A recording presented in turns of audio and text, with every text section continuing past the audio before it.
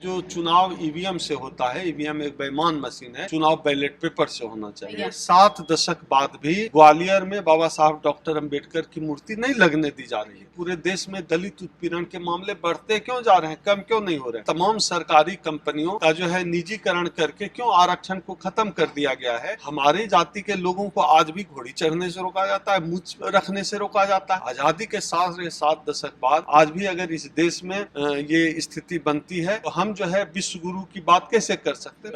ये राजनीति है, ये जो कर रहे हैं। राजनीति हम नहीं करेंगे तो हमारे ऊपर राज कोई और करेगा। राजनीति तो करना पड़ेगा। जो संसद में हम लोगों ने चुनकर जिन आवाजों को भेजा है, समाज का जो बहुजन समाज है उन आवाजों से संतुष्ट नहीं है। कॉलेजियम पर सवाल इसलिए कि दलित चीफ जस्टिस पहली बार नहीं बनी है कि आदिवासी चीफ जस्टिस कब बनेगा। सवाल यह है कि 70% ओबीसी की भागीदारी है, ओबीसी चीफ जस्टिस कब बनेगा? आपने जाति जनगणना की बात तो कर दी, लेकिन जाति जनगणना आप कब करेंगे? कब जो है जाति जनगणना का प्रकाशन करके आबादी के हिसाब से भागीदारी दी जाएगी? इस लड़ाई को लेकर हम गंभीर हैं, इस लड़ाई को हम मुकम्मल लड़ेंगे।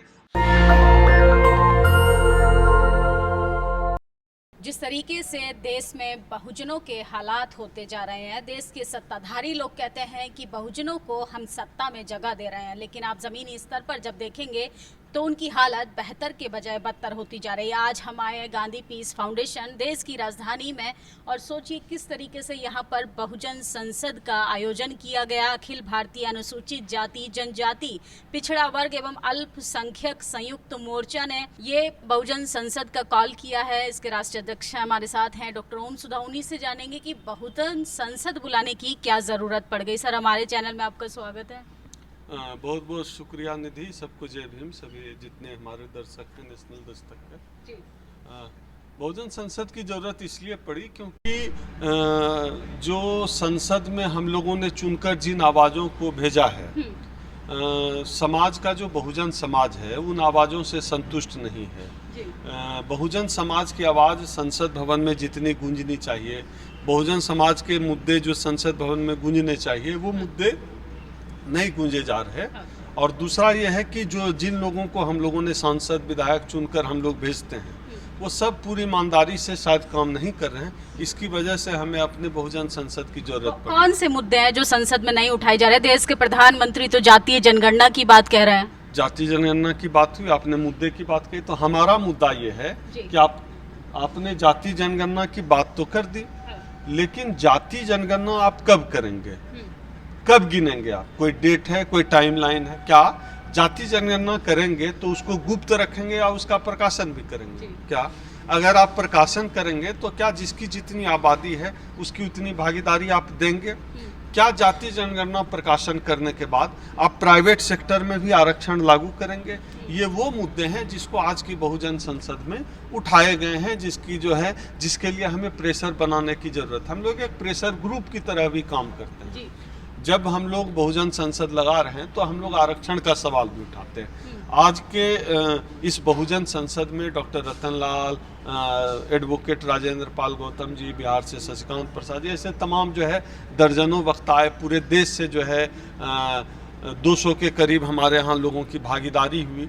और इस बहुजन संसद में चाहे कॉलेजियम सिस्टम का मुद्दा, एडवोकेट चंद्रशेखर मौर्य जी ने कॉलेजियम सिस्टम का मुद्दा उठाया, हरियाणा से निशा पुराग जी कार्यक्रम में अपने संगठन के मुद्दों को अलग अलग। दलित चीफ जस्टिस बन गए ना, अब कहाँ कॉलेजियम पर सवाल खड़ा कर रहे हैं?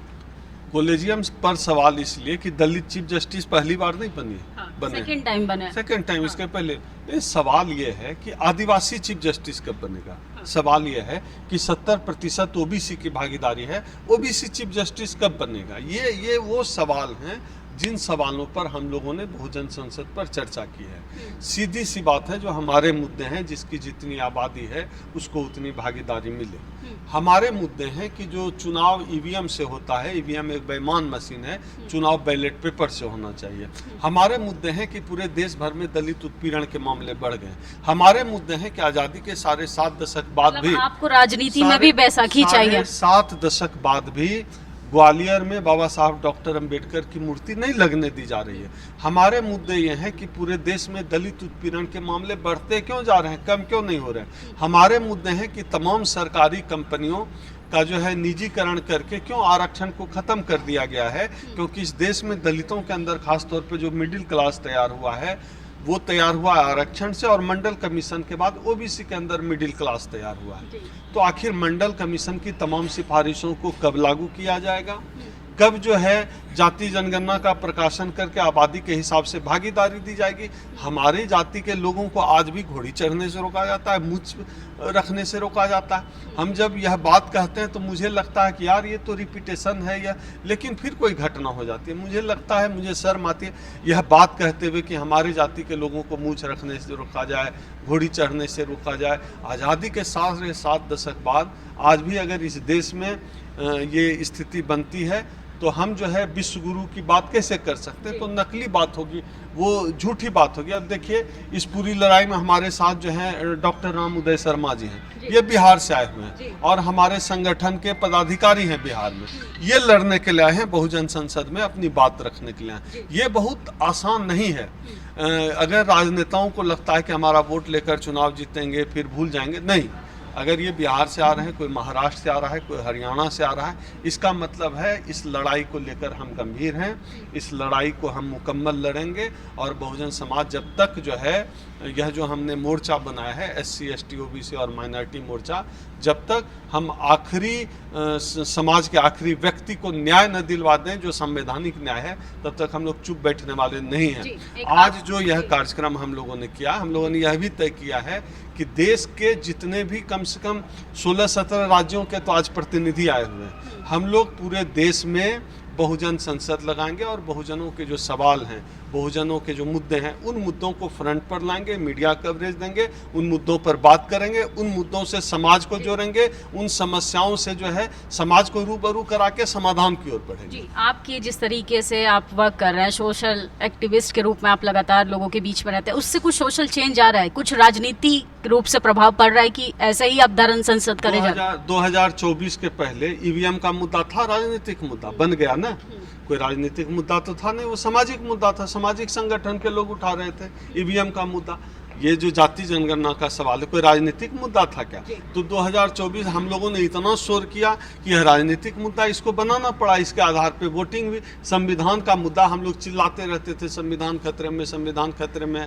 और 2024 में देखिए यह राजनीतिक मुद्दा बना। और आज भी बिहार में भी विधानसभा चुनाव हो रहा है, संविधान के मुद्दे पर हो रहा है। यूपी में विधानसभा चुनाव की तैयारी है, संविधान के मुद्दे पर है। इसका मतलब है कि हम बेकार नहीं चिल्ला रहे हैं, हमारे कहने का कोई मतलब है। EVM पर जब हम शुरू में बात कहते थे तो हम लोग को लोग कहते थे विकास विरोधी। आज देखिए EVM पर सब कोई बात कर रहा है। EVM राजनीतिक मुद्दा है, इसलिए सामाजिक आंदोलन ही जो है राजनीतिक जो है मुद्दों की जो है दूरी बनेगी, यही बेस है।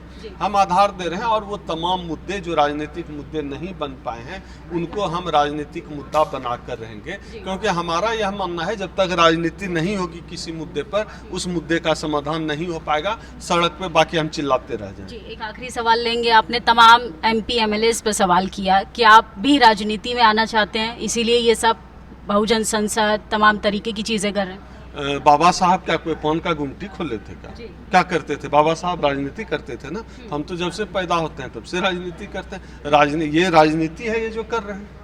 राजनीति हम नहीं करेंगे तो हमारे ऊपर राज कोई और करेगा। राजनीति तो करना पड़ेगा। जितने लोग हैं बहुजन समाज के लोग, सबको राजनीति करनी चाहिए। हम राजनीति नहीं करेंगे तो हमारे ऊपर राज करने के लिए कोई और आ जाएगा। इसलिए सब लोग राजनीति करिए। राजनीति गंदी चीज नहीं है, राजनीति बहुत प्यारी चीज है, जम के करिए। जी, तो ये थे हमारे साथ डॉक्टर ओम सुधा। आज देश की राजधानी में बहुजन संसद का कॉल किया है और सोचिए अगर आप राजनीति में नहीं आएंगे तो आप पर कोई और राज करने के लिए आगे आ जाएगा। हमारी बातचीत पर आपकी क्या प्रतिक्रिया है कमेंट बॉक्स में जरूर बताइएगा। मैं निधि रतन, कैमरा पर्सन आशीष के साथ, दिल्ली। नेशनल दस्तक की आपसे गुजारिश है कि अगर इसको बचाना चाहते हैं तो नेशनल दस्तक को सब्सक्राइब करने के लिए रेड कलर के सब्सक्राइब बटन को दबाएं, फिर बेल आइकन की घंटी दबाएं। नेशनल दस्तक को बचाने के लिए बहुत जरूरी है कि हर खबर को शेयर करें, लाइक करें, कमेंट जरूर करें।